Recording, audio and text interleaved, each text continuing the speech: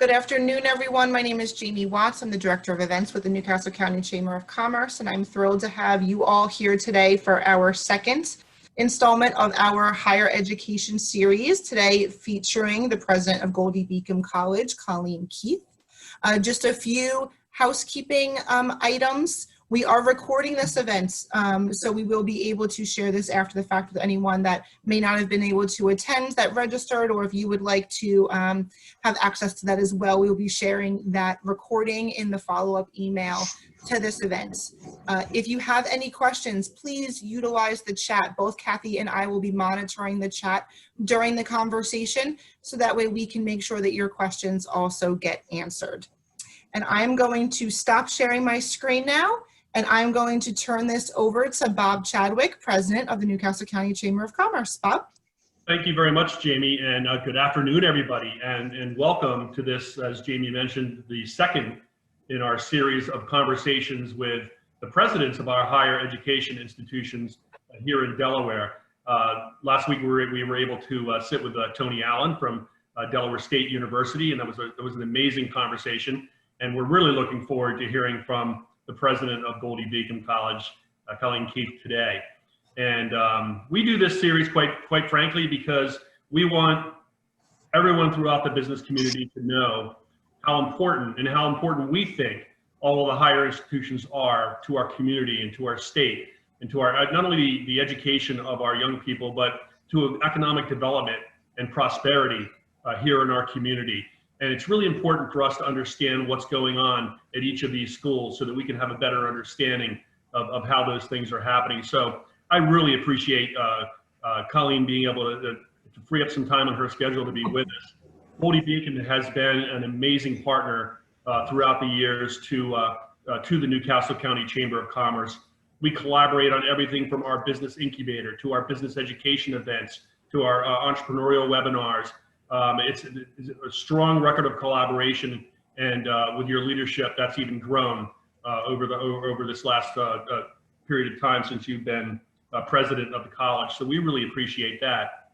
And I also want to thank Kathy Rossi. So, you know, Kathy is the heads of government affairs for AAA Mid-Atlantic, but she had a previous life, and she had a previous life as an on-air news personality, as a reporter, journalist, and she knows how to ask all the great questions and the insightful questions and get the most out of an interview. So we really appreciate, Kathy, you being with us today as well, and taking on this assignment of helping us get to know Colleen Keith. But before we jump right into it, I've got to do my duty and thank our sponsors today, because nothing happens without our sponsors, the folks that support us and help us bring programming and content to all of you. Allen Insurance, Chemours, the Delaware City Refinery, Fitzgerald Consulting, TD Bank, Benefits Connection, and JP Morgan Chase.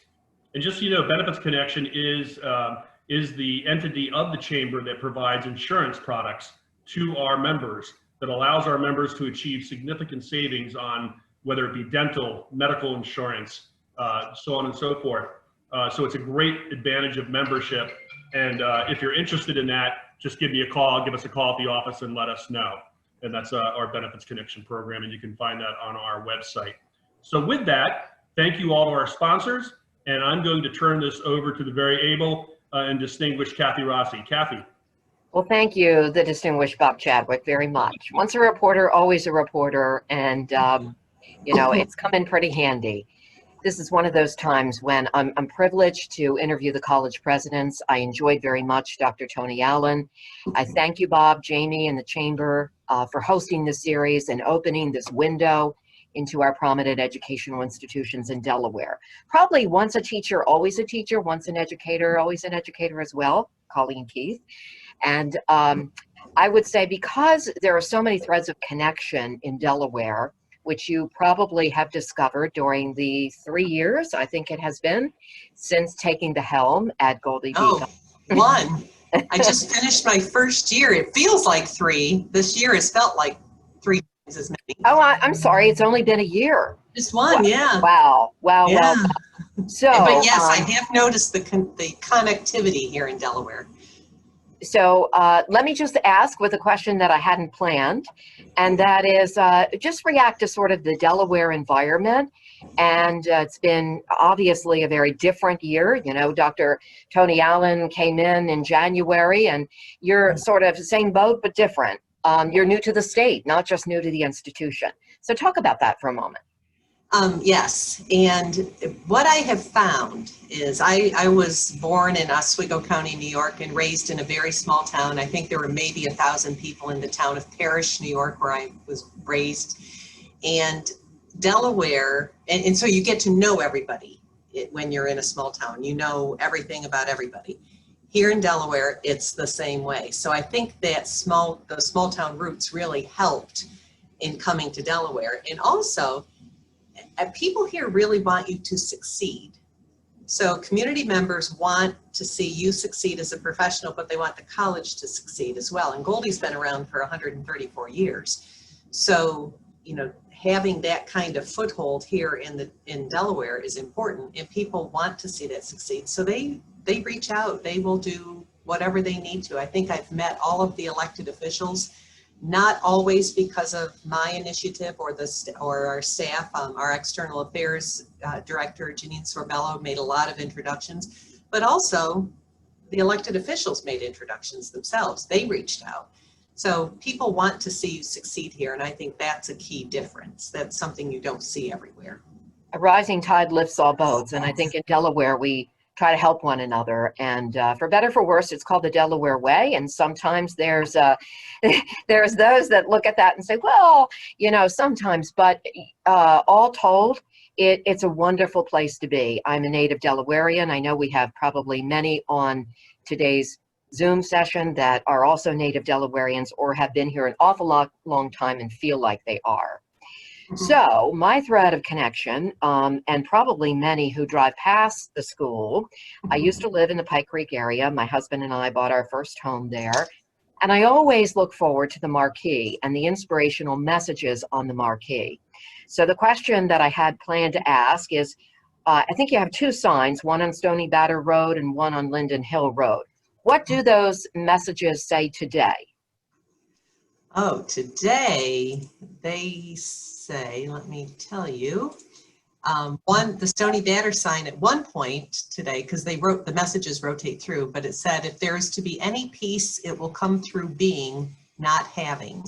That was on the Stony Batter sign. The Linden Hill sign at one point said, always be brave. And at other times they might say something like, you know, we've cut our tuition in half, but we try really hard to have positive, upbeat messages that will make you think, but also create a world that we would all like to live in, just a kinder, gentler world.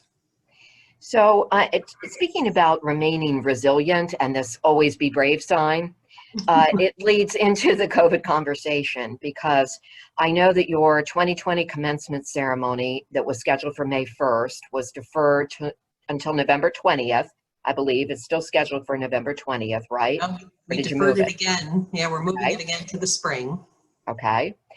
And all of your classes, undergrad, graduate, doctoral, are being conducted online only, at least for the fall semester, correct? Yes, they are. Okay.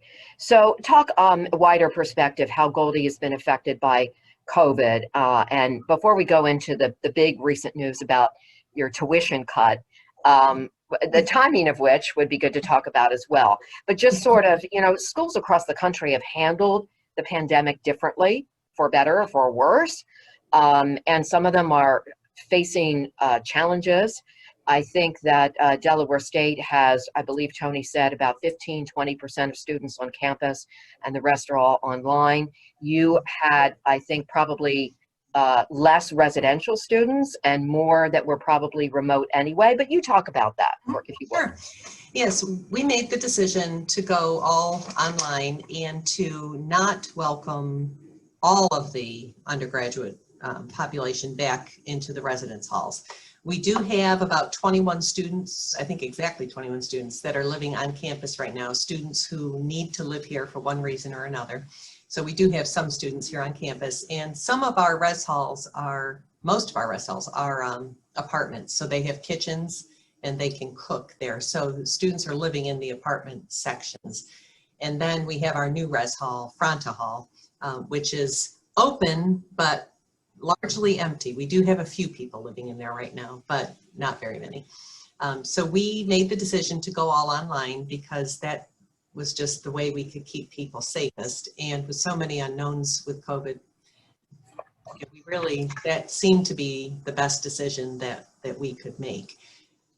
We have done a lot to get ourselves ready for when we can welcome people back. One of the first things we did was install a new HVAC system that cleans the air. And so all of our buildings have this, and it cleans the air every 30 minutes. And it's a little bit over 99% effective against the COVID-19 virus. So we think that that adds another measure of security. We've put up all of the signage in plexiglass. We require masks, all of that. And so I'm in the office today. And, you know, if I go outside my office and the door is open, I have to put my mask on. We have hand washing stations, or, you know, the Purell stations where you can sanitize.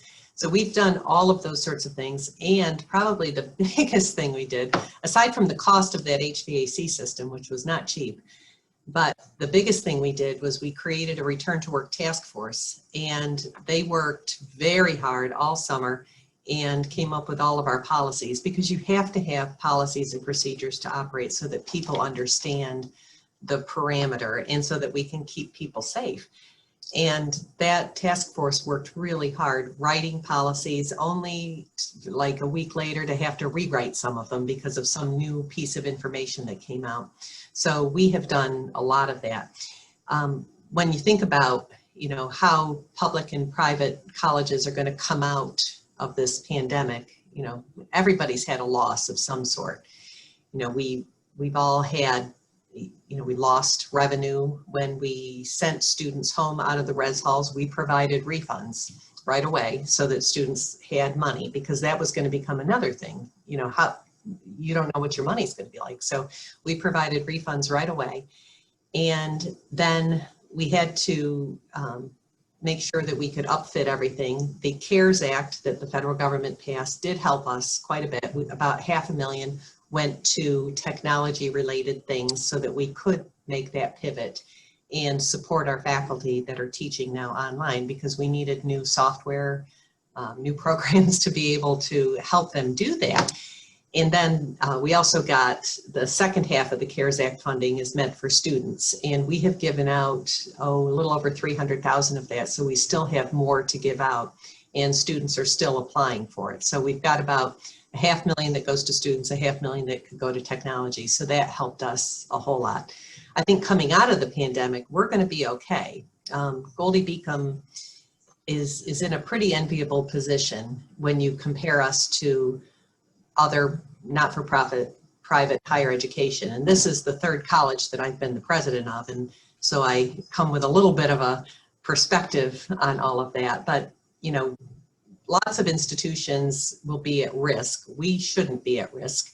You know, you got to ask, how well positioned are you with your reserves? And Goldey-Beacom is very well positioned with reserves.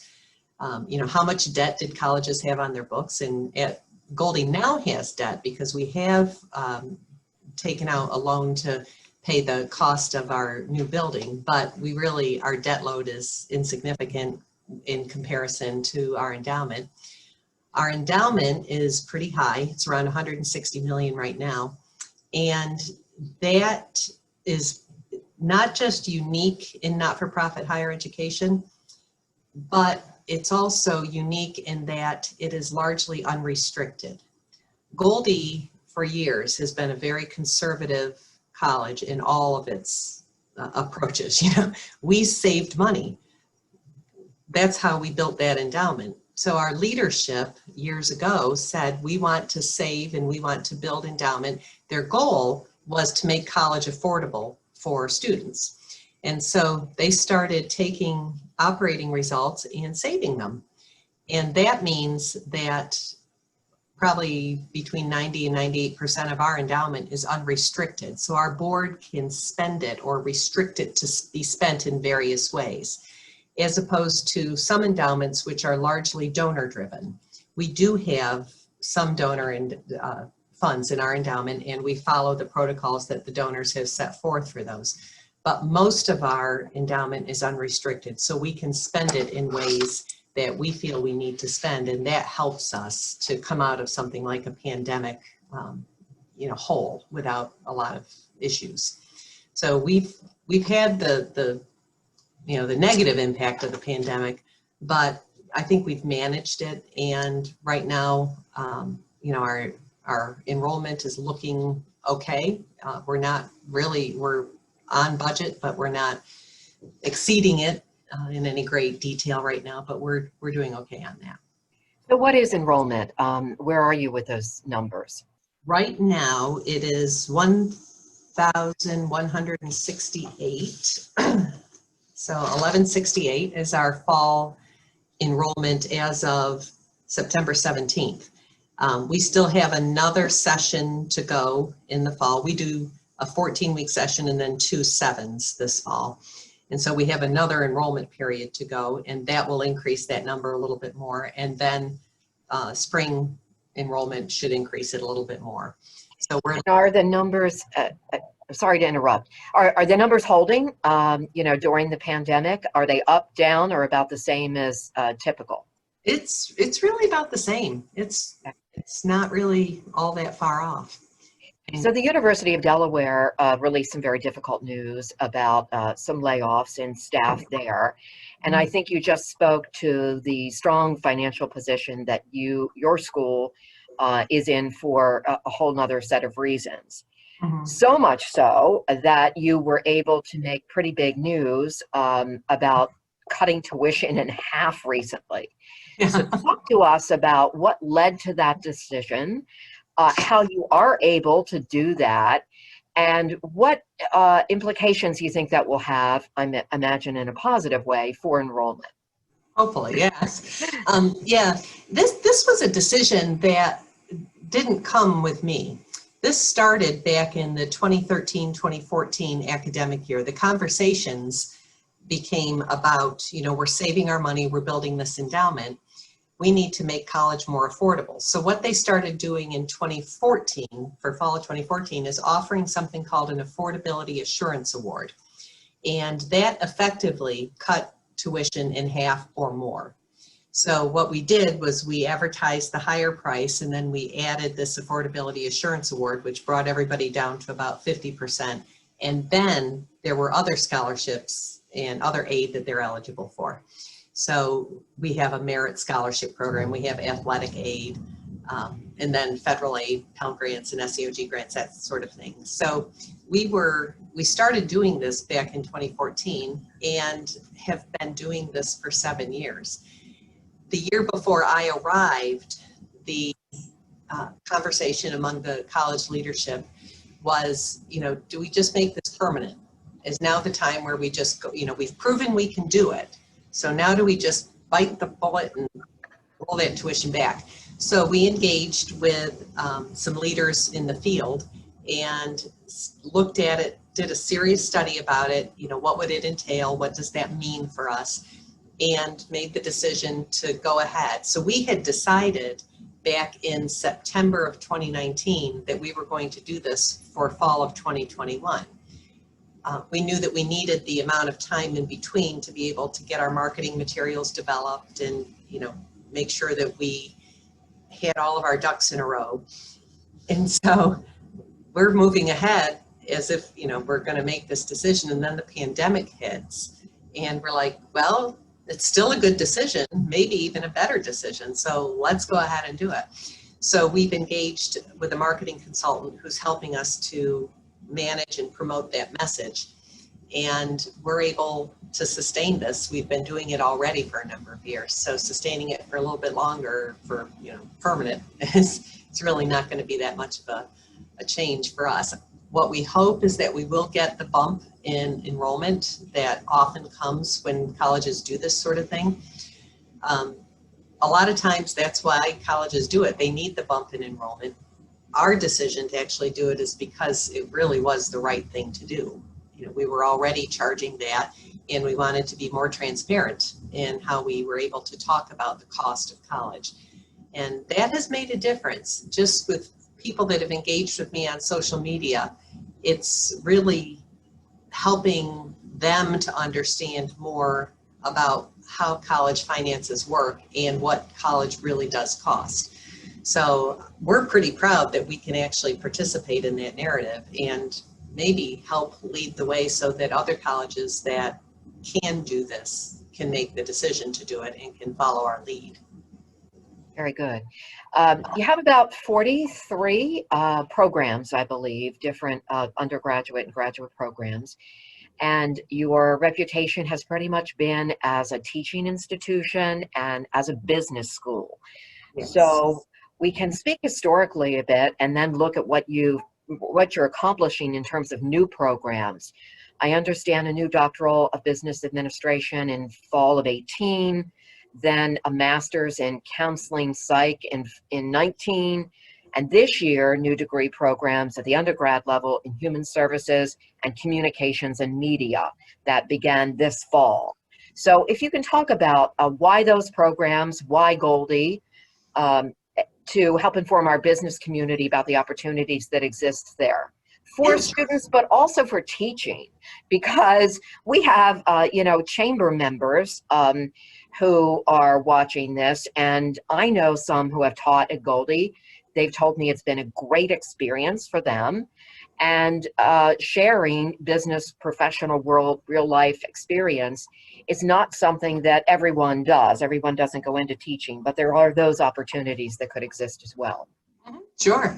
Yes, we were founded as a business college. When Mr. Goldey founded Goldey College, and it was to create a workforce for businesses. And then he hired Mr. Beacom to come in and teach business penmanship.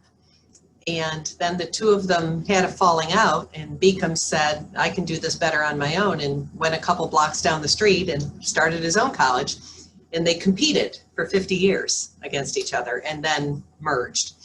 And so we were very much a business college for the first well over 100 years, well over a century. That's what we were. And I think our tagline was, we're all business, or something like that, for quite a while. And then, to meet student needs and student interests, you really have to have a more broad-based curriculum. And so we started down the path of adding some liberal arts degrees that made sense for us. Things like English makes good sense for us. Psychology makes good sense for us. And then the new ones, human services and communications and media, make very good sense because that's where student interest is. And so we're able to then meet what our students are telling us that they're really interested in and bring those programs on. But we still have a very strong business program, and always will have a very strong business program. I think staying close to your mission is important, and we will stay close to that teaching institution mission and creating a workforce that's needed and can easily find the kind of work that they want. Our placement rate is over 90%. So when students graduate, better than 90% of them are getting jobs within the first few months after graduation. And that's in large part because our majors are career oriented, even the ones in the liberal arts, which a lot of people say, liberal arts degrees, but they are very career oriented. If you look at students that are majoring right now in communications and media, it's a new major for us, but we have partnered with Delaware College of Art and Design and are bringing into our curriculum for the classes that DCAD offers, because it creates a more robust major for us. And then they have some needs as well from our coursework.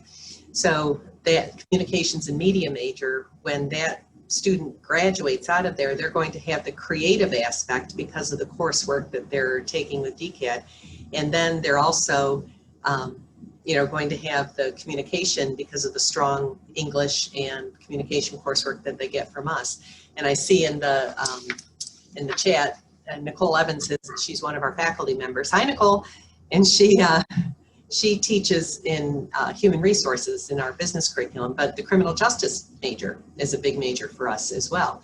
And probably one that, we could build upon too as needs. We now know in the country that there's a lot of conversation about, what do police departments need to have? And we might be able to play a role in solving some of those educational needs. And yes, we do need adjunct instructors. We need strong, solid, full-time, committed faculty to lead our programs. But then we also need adjunct instructors to be able to offer classes at the diversity of times and to bring in the real world experience. Our full-time faculty have some of that, but part-time faculty, adjunct faculty are the ones that I always think of it as kind of the color commentary.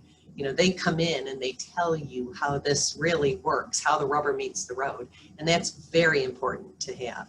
I think what you'd find too in our Doctor of Business Administration program, that's pretty unique in that the classes take on a project.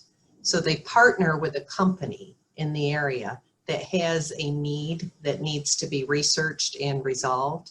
And so our DBA classes actually take on those projects and study them and come out with some outcomes that a company might want to look at to implement. So we try to keep things real.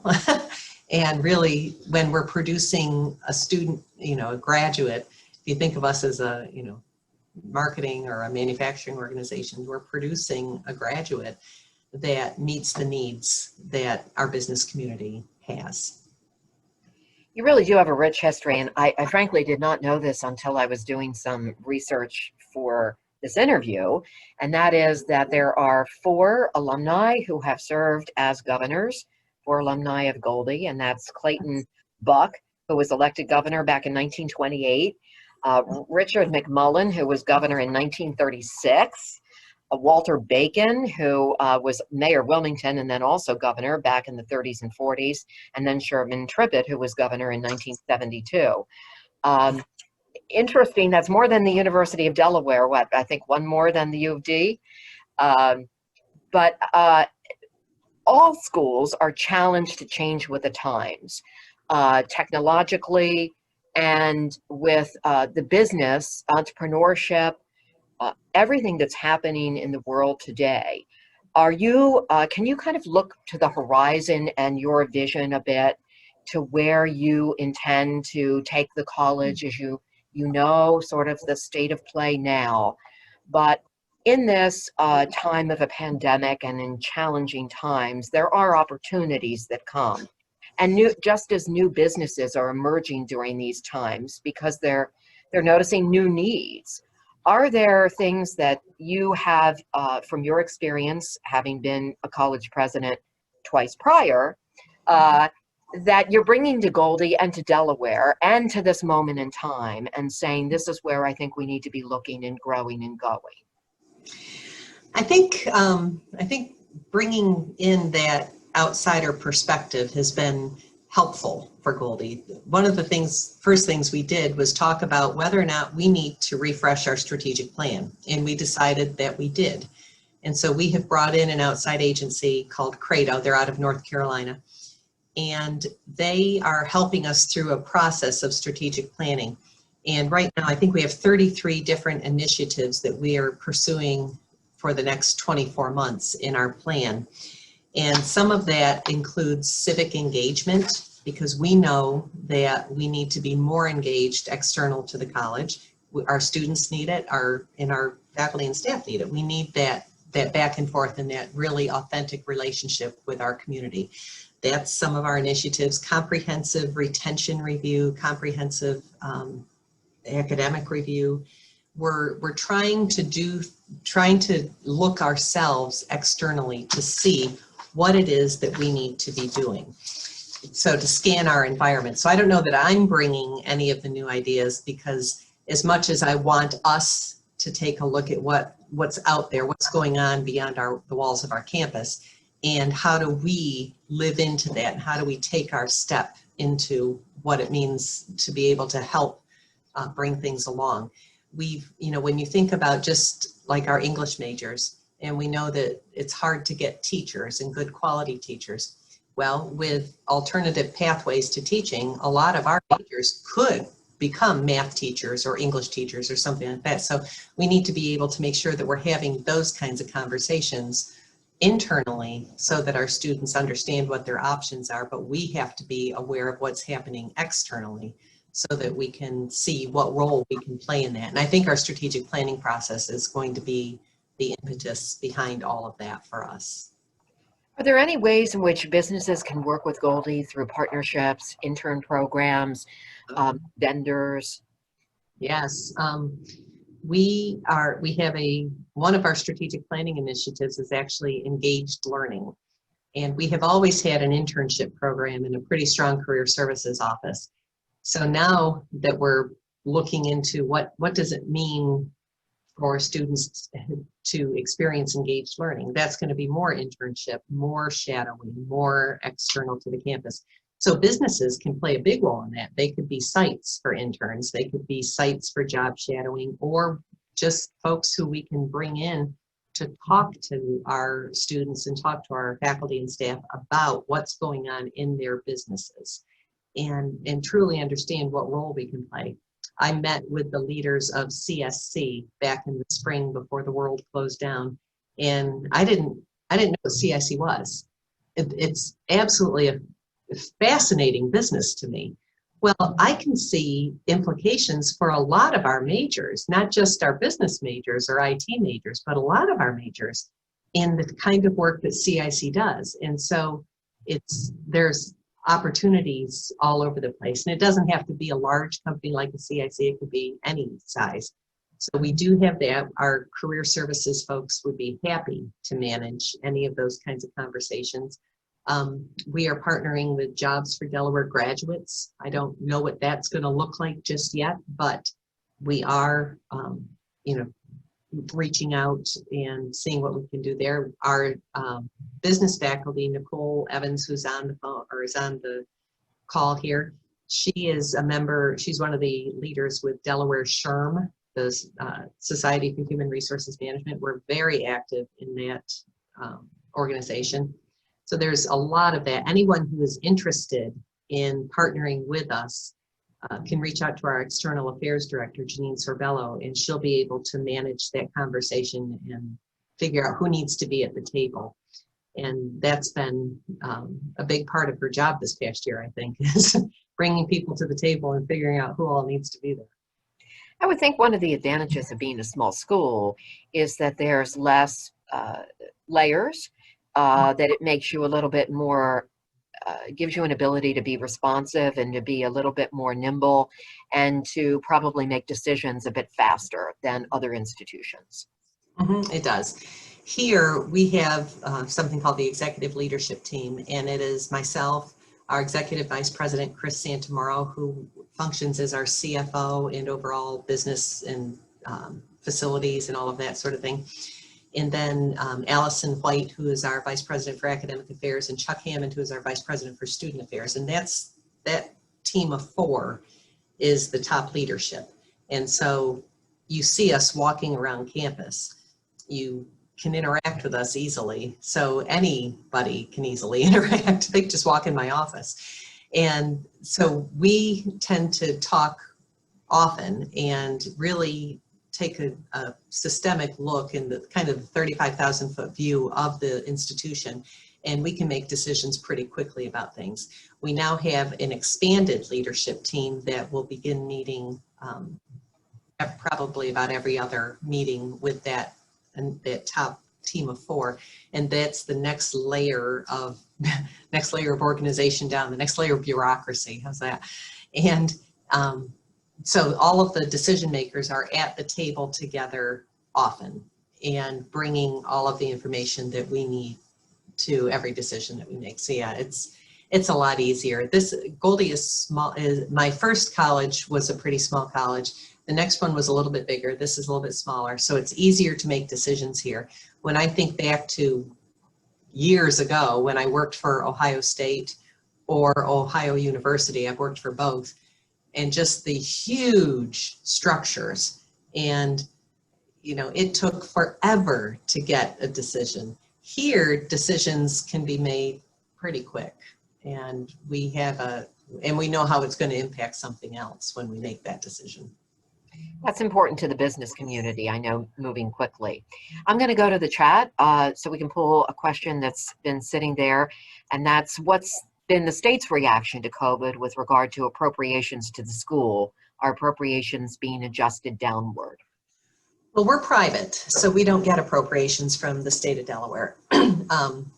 We only get appropriations if it's a special something. And recently, the State Department of Education did give some scholarship assistance to students that met certain criteria, and we did manage that. But as far as any, you know, funding that comes from the state, we don't receive any.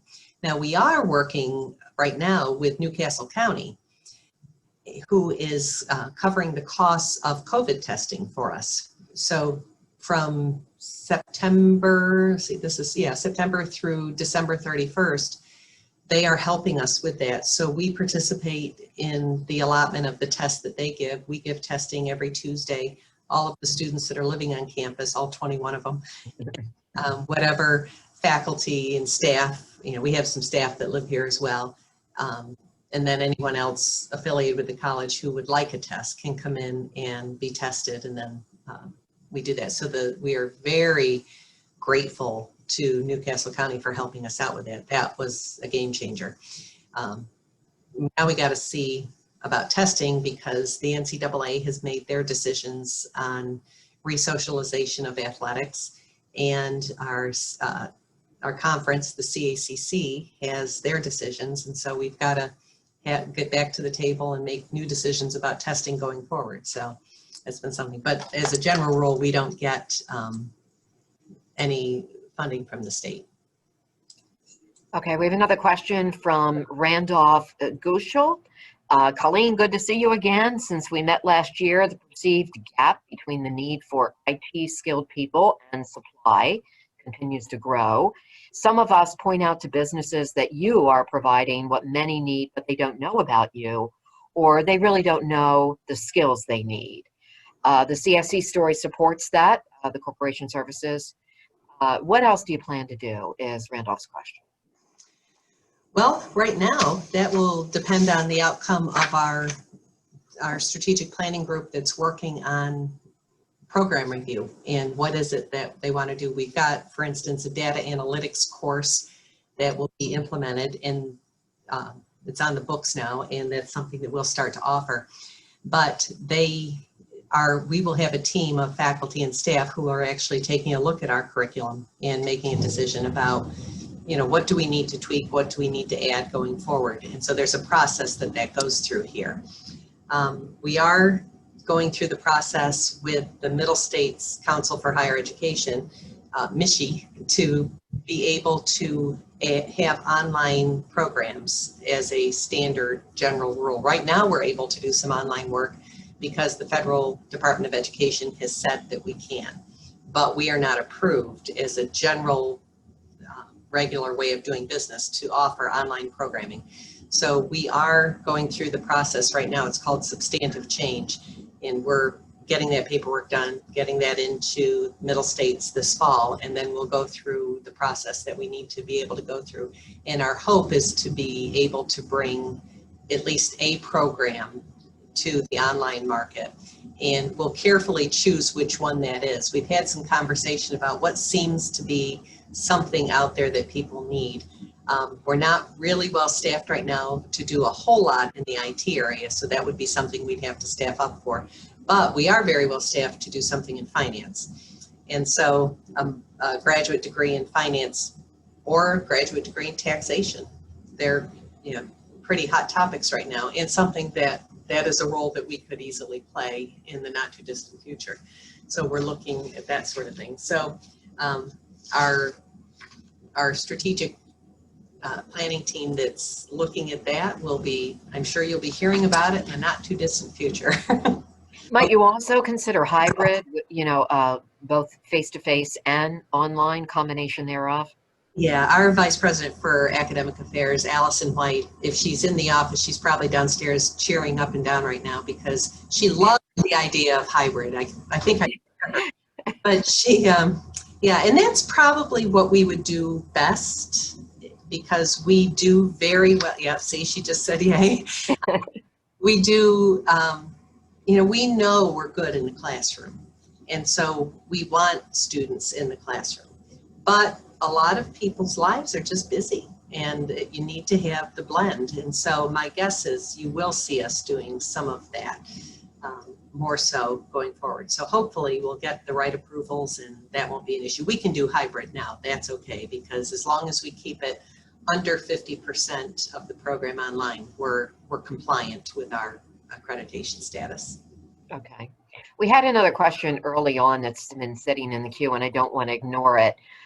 Is Goldey-Beacom trauma informed? We are not trauma informed at the moment. We just have started having conversations about that. As probably a lot of you know, Governor Carney signed into existence the desire for Delaware, or I guess the requirement that Delaware be a trauma-informed state. He did that back in 2019, I think October of 2019. And one of our staff members, the director of our DBA program, Dan Young, is actually on that task force. So he is on that. And we will be working to see what does that mean in our context. Like, do we want to put things on, do we want to ask faculty to put things on all the syllabus, all their syllabi that say something about being a trauma-informed, institution. I think our faculty and our staff are very aware that sometimes there are experiences that people have had in their past that come with them. And it's, that past baggage, sometimes it's called, but it's, it can stand in the way of learning. And we need to remember that when we're putting together classes, when we're putting together programming, so that we're sensitive to what might create a situation for someone that is a negative situation that we don't want to put them in. And so, yeah, I kind of live this all the time. My husband is a clinical social worker, and right now he is the school social worker for Aberdeen High School in Aberdeen, Maryland. So he lives the trauma-informed world all day, every day. So I hear it a lot that, you have to understand that there are experiences that people have, and you have to create an environment that fosters them to live into their gifts and not be hampered by what's happened. So we're figuring that out. Well, thank you. I don't think we have any residual questions, do we, Jamie? I'm just going to defer to her. One more. Bob is asking percentage of students that are from Delaware. And I also want to add to that a kind of numbers or a contextual question, and that is there's traditional students and there's non-traditional students, and I think as educational doors have opened wide and hybrid and online classes have grown, the lines have been blurred because we're perpetual students, many of us, right? But for how you count your students, do they fall in traditional, non-traditional, and then the percentage that are from Delaware, percentage from out of state, if you would? Yeah, our largest population would be our graduate population. Not by a lot, but that's always been a little bit larger in the last several years. And you typically don't see them around campus most of the time. Our graduate students are here on Saturdays. And if you drive by the campus on, not this semester, but in last fall, you would have seen a crammed parking lot, just no parking at all, because graduate students are here on Saturdays. And they come from all over and are largely international. And so you would see that. In our undergraduate population, the majority, 57% of our students this year are from Delaware. And typically that has been, I think last fall that was a little bit higher, like maybe as much as 10%. percentage points higher, which kind of, you know, with the pandemic, what we were hearing was that more people are going to want to stay closer to home to go to school. And so when we got looking at our numbers for incoming students this fall, saw 57% were from Delaware. We're like, oh, well, I wonder what that means. But then we have another 13% from New Jersey, 10% from Maryland, and 9% from Pennsylvania. And our former director of admissions would say, you know, you can live in Pennsylvania right now. So, you know, we are primarily, at the undergraduate level, it's primarily Delaware students. And then at the graduate level, I would tell you that it's probably primarily international students. And that number has fluctuated over the years, but it's still the larger of the undergraduate, graduate enrollment numbers. Graduate is a little bit higher. Right. All right. Well, I think we've reached the end of our time together. I'm going to turn it back over, I believe, to Bob. Thank you very much. It's been a pleasure. Thank you. This has been wonderful. Let's do it again. Kathy, thank you so much again for being our questioner today. What the right word for that is, but for asking some great insightful questions, and for all the people who joined us, and to President Colleen Keith for taking the time to be with us, but also for being such a great community partner. And I like the stories about kind of where you came from, and places where people knew each other, and I think you get it pretty well. We've really appreciated your willingness to engage, and the willingness of your professors and your staff to engage and to partner with us. And we look forward to even doing greater things together. Thank you. Well, they will jump at the chance to do things. I have yet to ask any of our faculty and staff if they'd be willing to be involved. They're clamoring to be involved. Awesome. And to everyone who joined us today, thank you so much. We will have more of this series coming. We hope to have the president of every one of our higher education institutions in for one of these sessions. And we hope you'll join us for those as they happen. And again, President Keith, best of wishes to you for great success and everything that you're trying to accomplish in your mission at Goldey-Beacom. We appreciate you, and we appreciate the role of the school in our community. So thank you. You're welcome. Thank you.